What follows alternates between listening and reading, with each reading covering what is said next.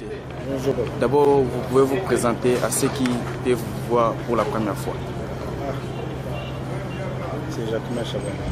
Ok, bon, que peut signifier votre présence ici au MLP? Non, vous savez qu'on a été tous attaqués dans la nuit du 19 au 20 dans les différents sièges des partis politiques. Il y a eu des atrocités qui se sont commises, qu'on peut résumer dans un terrorisme d'État. Et à cela, il faut ajouter nos frères et sœurs qui sont tombés sur les coups de balle lors de la manifestation pacifique du 19 dans la journée. Donc tout ça fait que dans nos différents sièges des partis politiques, nous organisons des cérémonies commémoratives. Dans le cas d'espèce, ici, le président Franck Diongo et le MLP voulaient organiser le deuil avant l'enterrement de ces différents membres qui ont été abattus au cours de la manifestation 19.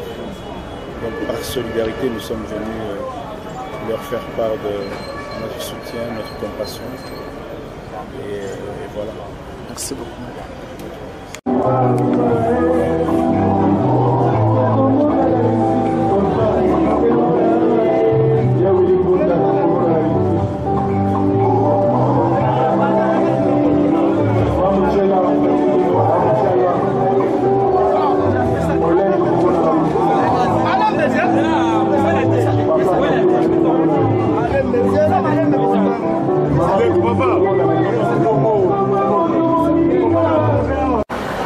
Oui, merci pour la motuna. Dengue bomoni yango.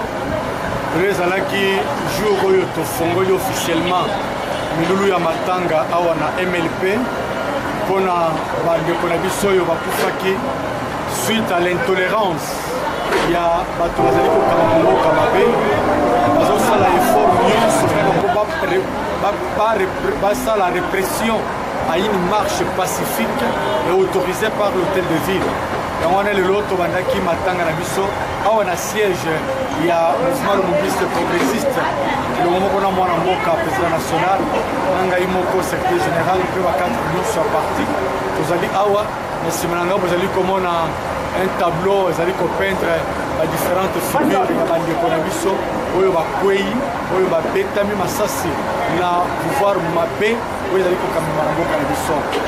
Malheureusement tokanaki to bana matanga lelo tokomelaki gouverneur ya ville ya Kinshasa po apesa biso bibembe elongo na bamembre na biso moko parti 10 personnes bakufi na bamembre nyonso oyo bazali en solidarité na biso bayaki kosenga biso tolelara bango elongo curieusement tosi totali toinstalle makambo nyonso mpona matanga gouverneur ya Kinshasa aza koyebisa biso ke voilà ye te moto akopesa ndingisa tokende na bainstance judiciaire comme il est sous instance judiciaire, l'instance judiciaire, où il y a plainte déposée contre l'État congolais, contre certaines personnalités en Boka Oy, d'un basalagi complot au vie et au sud de tout le monde.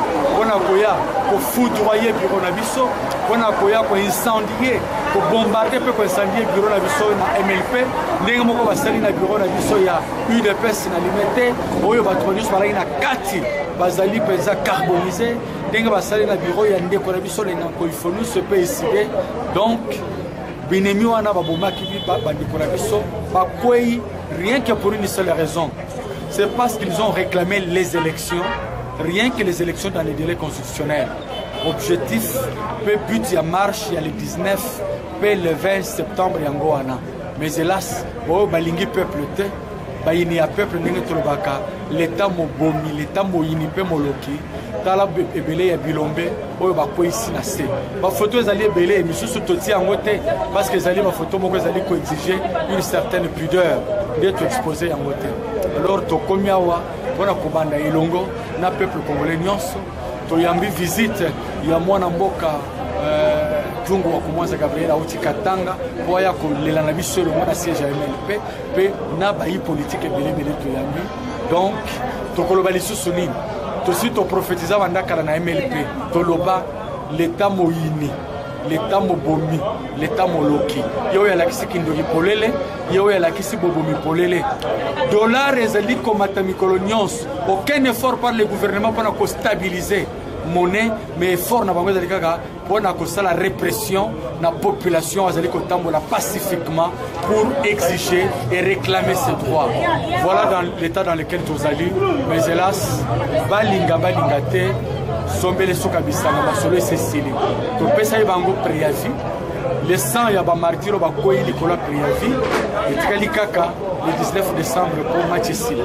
Bien sûr, le 19 septembre, Matchesila, au lobby l'état moyini, l'état mobomi. Mais l'état wana azali kolobete bino bo amaki ba koluna ba piller ba boma ya wana retour wana esongela ki bango et puis ba lobby ba kokanga ba leader na bino ba président na bino. Ezali distraction ndeko nangai. Na ebiso ke Kisasa bana mboka batondi bakwenyo so Kisasa pe tozali très bien informé. Na kati ya fa de front de l'autre tozali très bien informé.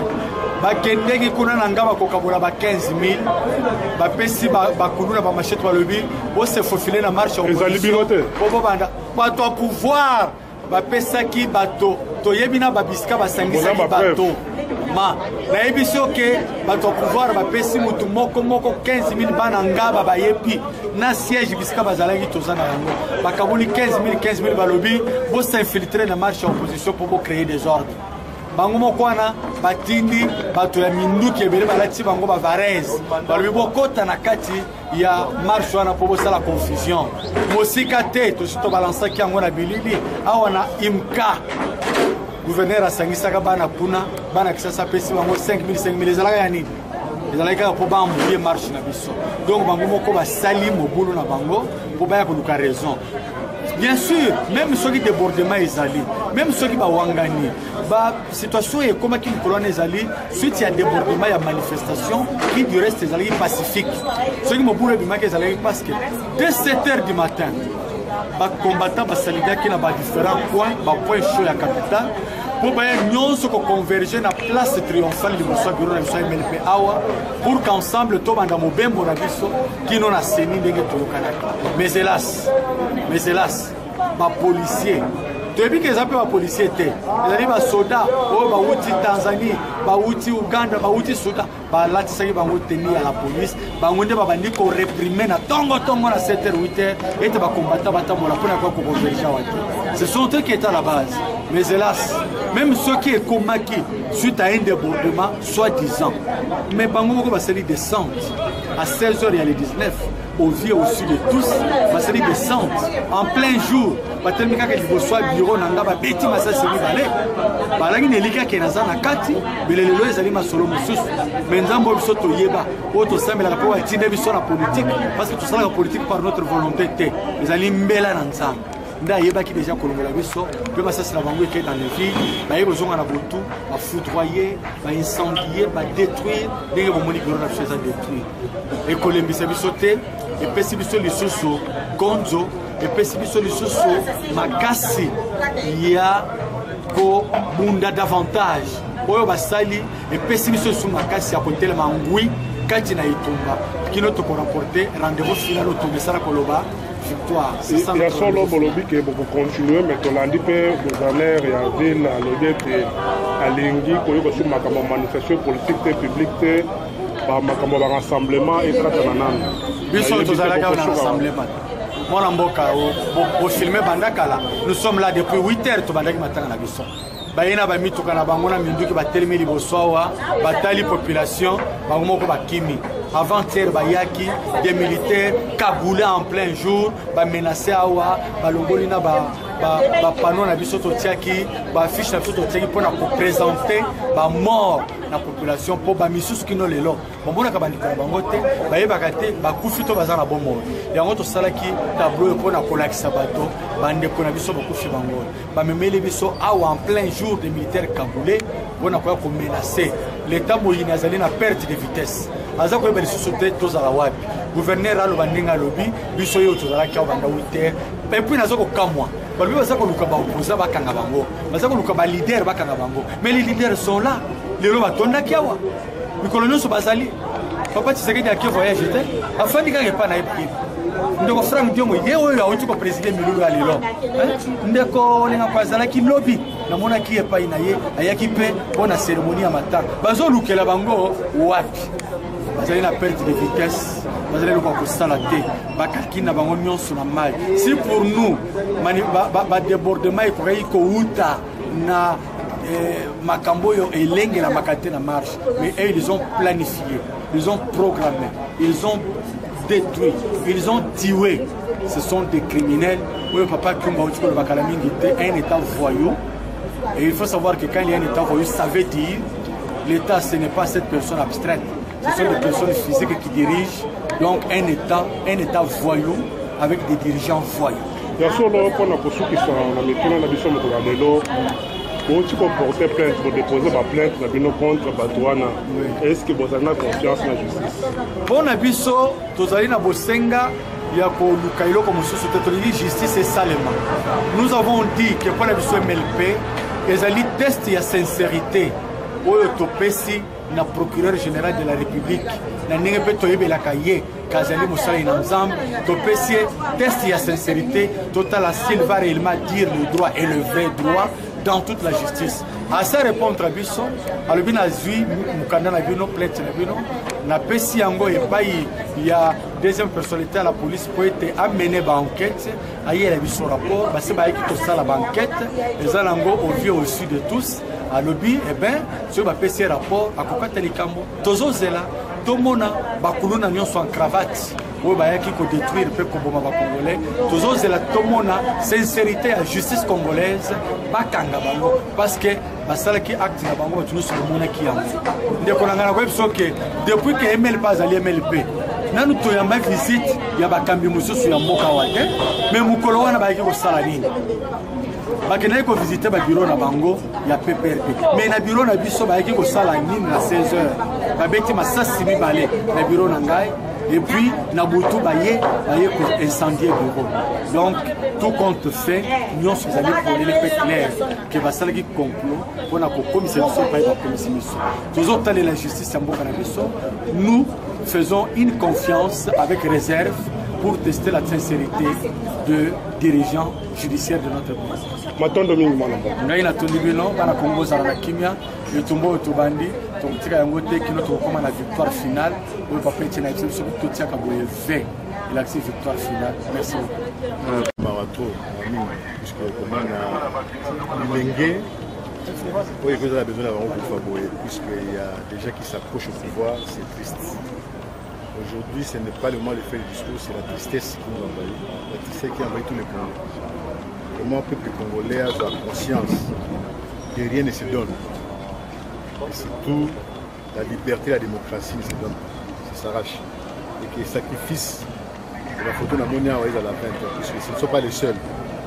Il y a encore beaucoup de nos frères qui continuent à mourir et qui mourront certainement, puisqu'ils réclament seulement un seul droit. Et ce droit-là, c'est un droit qui est universel, c'est-à-dire le droit à la démocratie, le droit à une bonne vie, le droit à de bonnes conditions sociales, le droit à la liberté, le droit à la santé, à la protection. Mais ici, quelle que soit la violence appliquée, quelles que soient les balles utilisées, le peuple aura toujours raison. Comme on a des Banamboka, Bilenge, Bassi, Mibali, Bo Babimaki, pour nous renseigner le moko, pas respecter la constitution, babenga maponami na mboka na biso lokola ekomami na constitution na biso, babimi na kimia, mandoki te, mobulu na motu te, esila na nzela ya liwa. Ezali mawa mingi, mais makila na bango etangi mpona pamba te. Biso ba etotikali esengeli to continuer na komba wana, komba pour la démocratie, combat pour la liberté. Et loko eleki vi ya moto na talo ezali te, mais oyo makila bango batangisi oyo biso totikali toko continuer tumba wana te mokolo démocratie ezonga na mboka na biso maponami esale peuple congolais asila kopona baye amoni il faut ba diriger mboka o parce que comme même na constitution na biso ezali des peuples mutapopona bato atako babumi lelo bakosilisa biso nyonso lobi tokobunda lisusu dès le 19 décembre ndenge tolobaki mandat ya président de la république esila bana mboka bango moko na liberté na bango bapona oyo bamoni te akoki kodirige susu mboka na biso nyonso nakoloba ezali wana mawa mpona mboka na biso mobili ezali kaka bafamille te oyo bakufeli bato biso nyonso lokola peuple lokola nation tozali na mawa epuis tokoki kondima ngo tata mokili yango toye lelo mpona kotala bandeko na biso na cadre oyo ya MLP parce que balaki touché ya mibale na koloba comme alternance pour la république ezali moko na kati na biso akweli likambo ezali lokola likambo ezingi biso nyonso oyo toali na kati ya alternance na kati ya alternance tomoni ebele ekobanda na candidat na biso Moïse Katumbi na kokoso ebele misusu baye na prison lokola Muyambo nani président ya CONAD Monidela bakangaki ye mpo abomaki mpe moto te ayibi eloko ya moto te mpo abimaki mpona kosenga démocratie tomoni misusu lokola Mbusa Nyamwisi lelo azali libanda mpo na kobundelaka kaka démocratie ya mboka na biso biso tozali awa tokokontinue tumba wana ekodécourage biso tata moke mpo tokóma na victoire finale parce que baoyo bawei makanisi na bango bawei nelika te baoyo bakotikala bakobunda na nkombo na bango na nkombo ya peuple mobimba mpo te démocratie ezonga na mboka na biso. Vous pouvez d'abord vous présenter à ce qui... C'est Maître Oula, le secrétaire général de l'IDPS Kibassa. Je suis venu compatir au malheur qui a frappé les Congolais, particulièrement le président Franck Diongo. Alors je ne pouvais pas m'incliner comme dans notre Congolais pour ce malheur qui a frappé ce pays.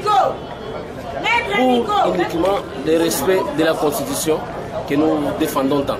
Voilà la raison d'être de ma présence, c'est la présence de mon parti que je représente, je viens dire l'IDPS Kibassa.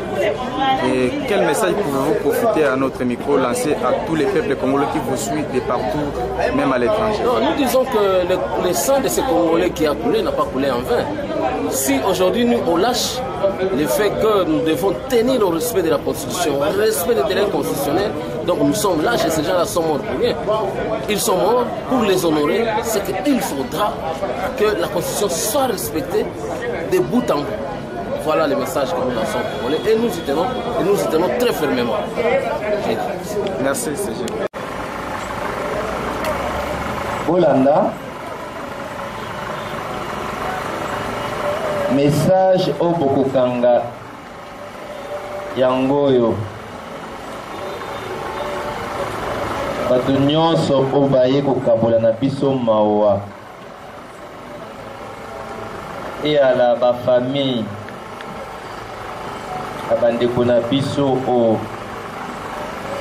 bakomi bango na ntina ya Congo bayibi te basali mbeba moko te me eloko moko basengi élection esalema ndenge mobekoli konzi esengaki omoni ntina na bango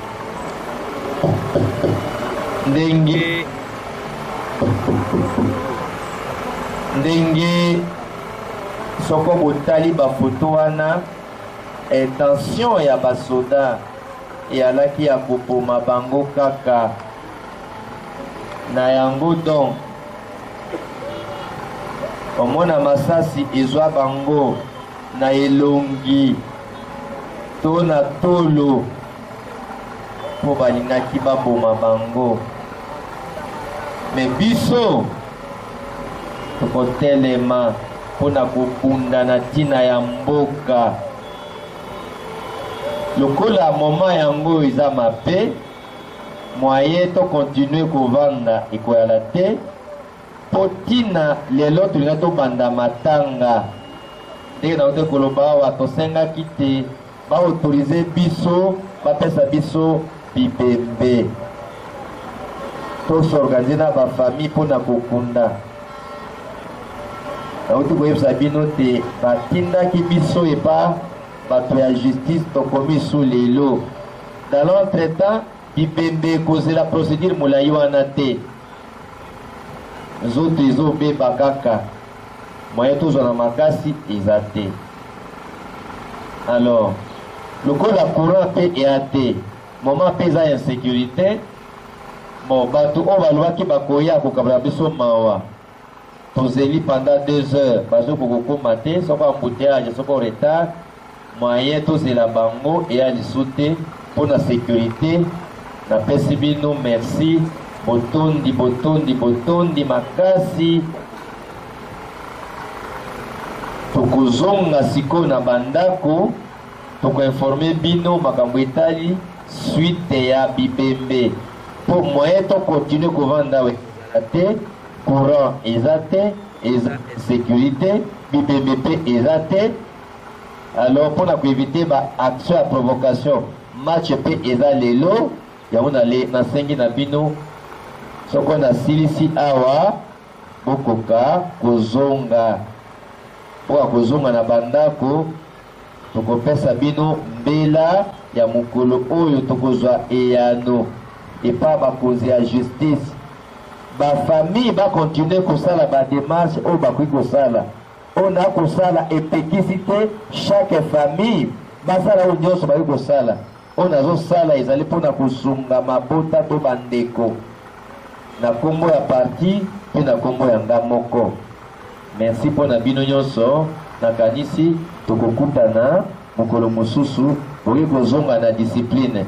Merci.